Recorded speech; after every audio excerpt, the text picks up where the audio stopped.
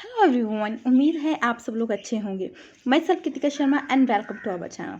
Student, आज से हम स्टार्ट करने वाले हैं सीरीज़ जिसमें कि हम 500 प्लस एमसीक्यू करने वाले हैं केमिस्ट्री के। ये सीरीज़ स्टार्ट हो या टीजीटी हो या कोई भी कम्पिटिटिव एग्ज़ाम जिसमें कि जनरल साइंस आती है, मतलब केमिस्ट्री सेक्शन आता है, उन सब के लिए ये बहुत बेनिफिट होने वाला है। बाकी 6 to 10th हर क्लास का हर चैप्टर वाइज आपको डाला गया है। और अब आते हैं हम कुछ कॉमन क्वेश्चन जो हर बार पूछे जाते हैं या इंपॉर्टेंट क्वेश्चन जो केमिस्ट्री के, वो यहाँ पे हम डिस्कस करने वाले हैं। ये मेडिकल हो नॉन मेडिकल हो दोनों के लिए यूज़फुल होने वाला है, क्योंकि केमिस्ट्री तो दोनों के लिए सेम ही आती है। और एक और बात बता दूं, इसमें हमने इंक्लूड किए हैं प्रीवियस ईयर सारे क्वेश्चंस, ताकि आपको हर कंसेप्ट को अच्छे से समझ आ सके कि कैसे क्वेश्चन आता है कैसे नहीं। और देखिए, जब भी आप एमसीक्यू करते हो, मैंने पहले भी बोला है कि हम एक क्वेश्चन सॉल्व नहीं करते हैं, एक एमसीक्यू में हम 4 क्वेश्चन सॉल्व करते हैं। अब सोचोगे 4 कैसे? 4 इसलिए क्योंकि हम वहाँ पे एक क्वेश्चन करते हैं, 4 ऑप्शन होते हैं, 3 गलत होते हैं, उनका भी आंसर मैं बताऊंगी, साथ साथ में जो करेक्ट आंसर होता है वो भी पता लगता है। तो हुए ना 4 क्वेश्चंस। सो फर्स्ट क्वेश्चन आता है आपका, which of the following called a milk of magnesia. Milk of magnesia किसे बोलते हैं? देखो, ये क्वेश्चन बहुत ही इम्पॉर्टेंट है। इसको हम एक और नाम से बोलते हैं, वो आता है आपका एंटा एसिड। अब ये क्या चीज़ है? जैसे कि जब एसिडिटी हो जाती है ना बॉडी में, तो ये क्या करता है, मतलब मतलब जैसे डाइजेशन नहीं हो रही तो हम इसको यूज़ करते हैं ताकि वो डाइजेशन हो जाए। ठीक है, एसिड जब एक्स्ट्रा हो जाता है तो हम बेस का यूज़ करते हैं, तो न्यूट्रलाइज करते हैं, तो ये उससे बोला जाता है मिल्क ऑफ मैग्नीशिया। तो ये अलग अलग नाम करके क्वेश्चन आता है। सो इसका फॉर्मूला होता है मैग्नीशियम हाइड्रोक्साइड MgOH2, यानी option A is the correct. चलिए नेक्स्ट करते हैं। नेक्स्ट जो आता है, which of the following show A Tyndall effect. Tyndall effect वो होता है जैसे कि आपका सॉल्यूशन है, सॉल्यूशन में जब आप लाइट पास कर रहे हो तो वो जो सॉल्यूशन है वो वहाँ पे लाइट पास हो रही है, दिख रही है लाइट, तो वो किस में होती है? वो होती है मिल्क में, यानी option D is the correct. Next आता है आपका, which of the following non metal is conductor of A electricity. देखिए, मेटल्स होते हैं जो कंडक्ट करते हैं मेनली इलेक्ट्रिसिटी, बट कुछ जो नॉन मेटल भी होते हैं वो भी कंडक्ट करते हैं इलेक्ट्रिसिटी। देखिए, सिल्वर आता है मेटल, तो ये तो कंडक्ट करता ही है। गोल्ड भी मेटल में आता है, तो भी ये भी इलेक्ट्रिसिटी कंडक्ट करता है। ग्रेफाइट आता है आपका कार्बन का एलोट्रॉपिक फॉर्म। ठीक है, तो जैसे ग्रेफाइट आपका डायमंड आ गया, फुलरीन आ गया, तो ये कार्बन के एलोट्रॉप है। तो ग्रेफाइट जो होता है इसमें होती है इलेक्ट्रिसिटी पास। नाइट्रोजन भी नॉन मेटल है, बट इसमें इलेक्ट्रिसिटी पास नहीं होती है, ग्रेफाइट में होती है। ठीक है, तो option C is the correct. अब इससे रिलेटेड एक और क्वेश्चन आता है कि जो लेड पेंसिल होती है वो किससे बनी होती है? ग्रेफाइट से। तो ये क्वेश्चन आता है कि लेड पेंसिल में कितना % ग्रेफाइट होता है? तो याद रखना, लेड पेंसिल बनी होती है ग्रेफाइट से, तो उसमें लेड की क्वांटिटी नहीं होती। तो ग्रेफाइट क्या है? गुड कंडक्टर ऑफ इलेक्ट्रिसिटी, ये नॉन मेटल है। चलिए नेक्स्ट करते हैं। नेक्स्ट आता है, which of the following element present in chlorophyll. Chlorophyll में कौन सा मेटल प्रेजेंट होता है? इनमें से मैग्नीशियम जो क्लोरोफिल में प्रेजेंट होता है, जो क्या करता है, लाइट को ट्रैप करता है और वहाँ पे क्या करता है, फोटोसिंथेसिस में हेल्प करता है। तो ये है, उसमें मैग्नीशियम जो मेटल है वो प्रेजेंट होता है। एक और चीज़ बता दूँ, जैसे कि हम क्वेश्चन करने वाले हैं ना, 500 प्लस क्वेश्चन करेंगे हम, तो हम 25 क्वेश्चन हर बार करेंगे। एटलीस्ट 20 या 25 तक 21 22 क्लासेस होंगी आपकी। सो जो भी इंपॉर्टेंट क्वेश्चन होंगे वो यहाँ पे हम करेंगे। 25 क्वेश्चन करेंगे, बहुत लंबी क्लास नहीं लेंगे। सो ये इम्पॉर्टेंट होने वाली है आपके लिए। सो चलिए नेक्स्ट क्वेश्चन करते हैं। Natural source of A oxalic acid. Oxalic acid का नेचुरल सोर्स क्या है? ऑक्सैलिक एसिड का नेचुरल सोर्स सब देखते हैं, जैसे टर्मेरिक, मतलब हल्दी। हल्दी में कौन सा एसिड होता है? हल्दी में होता है आपका टार्टेरिक एसिड। कौन सा होता है? Tartaric acid. टोमेटो में होता है ऑक्सैलिक एसिड। देखो लेमन में होता है सिट्रिक एसिड। ठीक है, विनेगर में होता है एसिटिक एसिड। 5 to 8% जब एसिटिक एसिड वाटर में डाला जाए तो उसे बोलते हैं विनेगर।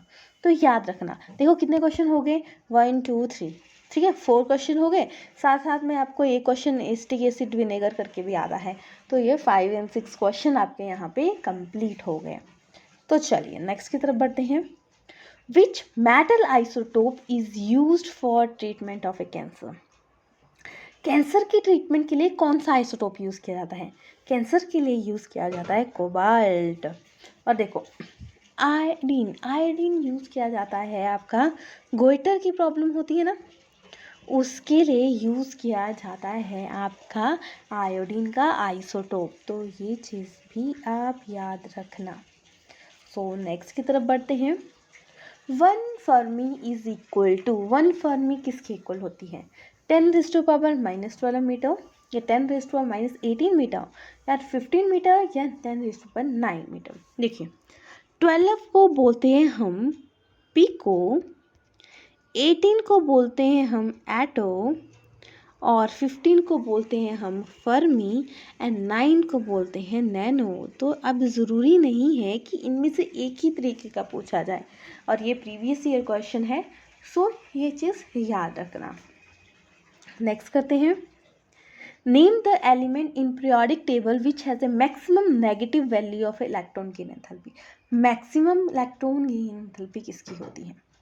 नेगेटिव। तो ये आती है क्लोरीन की। वैसे तो जब इस साइड कुछ आते हैं तो इलेक्ट्रॉन की एंथैल्पी इंक्रीज करती है, डाउन द ग्रुप डिक्रीज करती है, तो फ्लोरीन की आनी चाहिए। बट फ्लोरीन क्या होता है, बहुत ही स्मॉल साइज होता है, जिसकी वजह से यहाँ पे आ जाती है एक्सेप्शन। तो क्लोरीन की जो आ जाएगी मैक्सिमम नेगेटिव वैल्यू, ठीक है, नेगेटिव इलेक्ट्रॉन गेन एंथैल्पी। सो चलिए नेक्स्ट करते हैं। Which temperature is called absolute zero. Absolute zero एक टेम्परेचर होता है जिसके बाद कोई भी, मतलब इससे कम अब ठंडा करो चाहे कोई भी करो, इससे ज़्यादा आप कूल टेम्परेचर नहीं दे सकते, पॉसिबल ही नहीं है इससे ज़्यादा। तो वो क्या आ जाएगा? वो आ जाएगा -273 डिग्री सेल्सियस। तो ये आ जाएगा आपका, ठीक है, समझ गए। फिर नेक्स्ट करते हैं। नेक्स्ट आता है इन ए मल्टी स्टेप। देखो रिएक्शन होती है हमेशा एक ही स्टेप में नहीं होती, अलग अलग स्टेप होते हैं। तो ओवरऑल रिएक्शन किस पे डिपेंड करेगा? फर्स्ट स्टेप, स्लो स्टेप पे एंड फास्ट स्टेप पे and average of A all step किस पे डिपेंड करेगा? देखिए पहले आप क्या करते हो, स्कूल में जाते हैं जैसे कि हम ABCD स्लोली हर चीज़ एक एक वर्ड सीखते हैं, फिर थोड़ा और फिर टॉपिक वैसे पढ़ने लगते हैं। तो फर्स्ट स्टेप आप बोलते हैं ना, जो प्राइमरी एजुकेशन है वो प्रॉपर बच्चों पे ध्यान देना चाहिए ताकि उनके बेसिक क्लियर होंगे तो आगे चल के भी सीखेंगे। तो फर्स्ट जो स्लो स्टेप होता है, ठीक है, जिसमें बहुत अच्छे से हर चीज़ करवाई जाती है, तो वो स्टेप मैटर करता है रिएक्शन के लिए, ठीक है। तो ऑप्शन बी आ जाएगा इसमें करेक्ट। नेक्स्ट करते हैं। Chemical name of A vitamin D. Vitamin D का केमिकल नेम क्या है? 1 बाय 1 हम करते हैं। देखो थायमीन का किसका नेम है? केमिकल B1 का, विटामिन B1 का। और इससे क्या होता है? इससे होती है प्रॉब्लम बेरी की। देखो ये भी चीज़ें याद रखना, बहुत इंपॉर्टेंट है।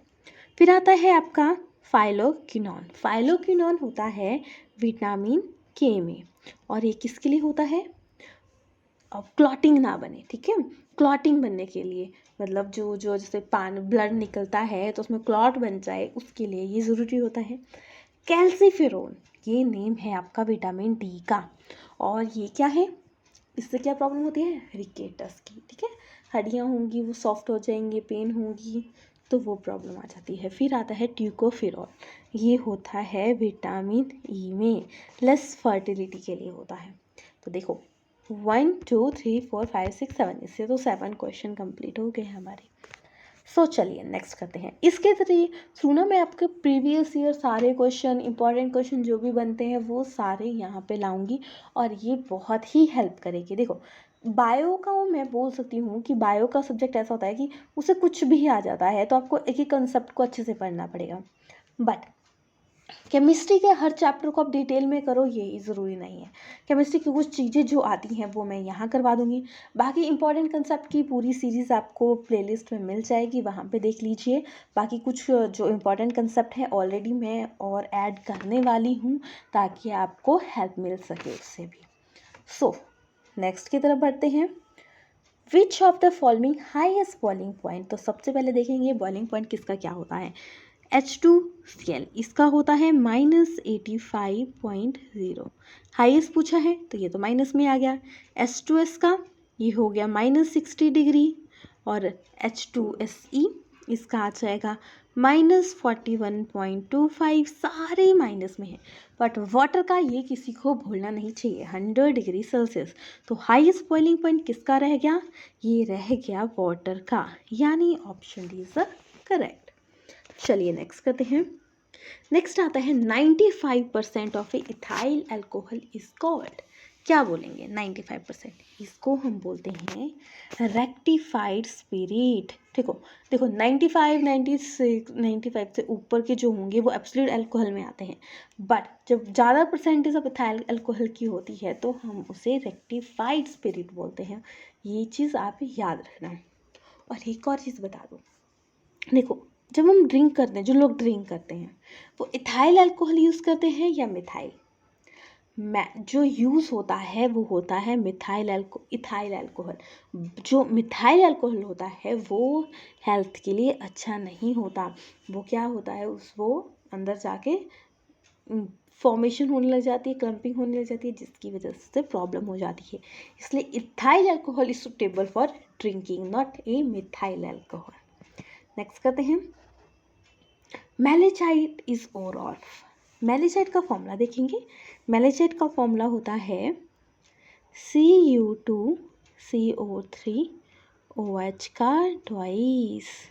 तो ये हो गया आपका ओर, किसका, कॉपर का मेलेचाइट पूछे ना। देखिए ओर वाली क्लास मैंने ऑलरेडी ली हुई है, इंपॉर्टेंट जो कंसेप्ट किए हैं वहाँ पे ओर वाली क्लास ली गई है, तो वहाँ से भी देख सकते हो। तो इसमें आ गया malachite is ore of copper. Iron के दो मेन ओर बताती हूँ, जैसे कि हेमेटाइट, मैग्नेटाइट। मरकरी के आगे सिनेबव, ठीक है। जिंक का आ गया आपका फेराइट, तो ये आ गया आपके ओर।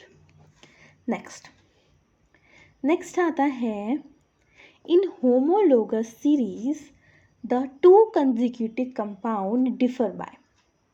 देखो होमोलोगस सीरीज मतलब एक सीरीज कंटिन्यू चली है, मतलब CH का ग्रुप चला है, तो क्या चीज़ सेम होगी सब में। देखो ये आ गया फर्स्ट CH3, फिर CH2 और जब देखो कार्बन क्या है 4 बॉन्ड बनाता है, तो लास्ट का जो होगा वो CH3 होगा। तो होमोलोगस सीरीज में कौन सी सेम आई, तो CH2 सेम आ गया। तो ऑप्शन कौन सा आ जाएगा, option C is the correct. Next करते हैं। Iron obtain from a blast furnace, ये ऑब्टेन किया जाता है पिग आयरन, ठीक है। एक और क्वेश्चन बता दूं, purest form of A iron wrought iron, ठीक है। इसमें क्या होता है 0.15% कार्बन। कास्ट में होता है आपका 2 to 4, कई जगह कास्ट एंड पिग आयरन को सेम में भी कैटेगरीज में रख दिया है। स्टील आता है 0.15 to 25, ठीक है। और पिग में होता है आपका पिग आयरन में 4%। तो purest form wrought iron, wrought के बाद रहता है आपका स्टील, फिर कास्ट एंड पिग आयरन। ये चीज़ भी याद रखना, ये क्वेश्चन भी पूछा जाता है। The term catalyst was introduce by, catalyst की टर्म किसने दी थी, तो याद रखना कैटलिस्ट क्या करता है, कैटलिस्ट हेल्प करता है क्या करने में, स्पीड अप, रिएक्शन को स्पीड अप करने के लिए। तो रिएक्शन को स्पीड अप करने के लिए कैटलिस्ट जो हेल्प करता है उसके बारे में किसने बोला था, इसके बारे में बोला था बर्जीलियम ने, ठीक है। तो ये क्वेश्चन भी रिपीटेड है, तो इस चीज़ को अच्छे रखना। देखिए यहाँ पे आप ये मत सोचना कि मैंने एक ही सब्जेक्ट के, मेडिकल के या नॉन मेडिकल के किसी एक के ऐड किए हैं, मेडिकल नॉन मेडिकल दोनों के यहाँ पे मैंने क्वेश्चंस ऐड किए हैं। चलिए नेक्स्ट करते हैं। Dark zone of a candle flame is, dark zone कौन सी रहती है कैंडल की। देखो कैंडल की जोन्स देखेंगे 3 मेन जोन आती है, एक इनर ब्लू जोन जिसमें कि क्या होता है डार्क जोन बोला जाता है और नो कंबशन होती है, फिर आती है ल्यूमिनस जोन, फिर आती है आउटर जोन। जो डार्क जोन आ गई वो आती है इनर जोन। हॉटर जोन पूछा जाएगा तो सबसे आउटर जो होती है वो होती है हॉटर जोन, बट इसमें बोला है गया डार्कर जोन, तो क्या आ जाएगा इनर जोन, यानी option C is the correct. Next करते हैं, इजी क्वेश्चन है, formula of a Epsom salt. Epsom salt का फॉर्मूला क्या है? इप्सम सॉल्ट का फॉर्मूला होता है MgSO4n7H2O। तो कौन सा आ गया? Option C is the correct. चलिए फिर नेक्स्ट करते हैं, melting point of a ice. Ice का मेल्टिंग पॉइंट क्या रहता है?